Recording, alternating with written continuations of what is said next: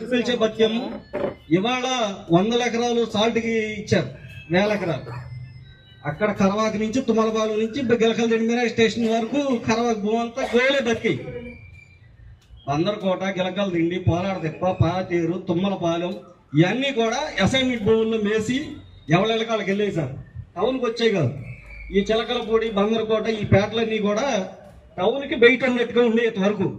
Town పెరగడంతో ఈ పేటల టౌన్లో కలిసిపోయింది.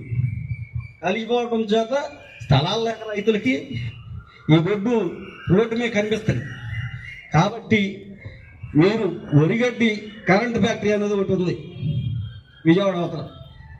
వాళ్ళు ఎంతైనా కొని గడ్డెత్తుకెళ్ళిపోతున్నారు. ఒక కార్పొరేట్ వ్యవస్థ పోటీ పడి రైతులు కొనుక్కోవాల్సిన దుస్థితి, నోరులేని కోటకి బతికించుకోవాల్సిన దుస్థితి రైతులకు వచ్చింది. కానీ అసలు గొడ్డు తిరగటానికి అసలు భూమి లేదు బతకడానికి. ఏంట్రా అంటే యాదవులు గొడ్డు.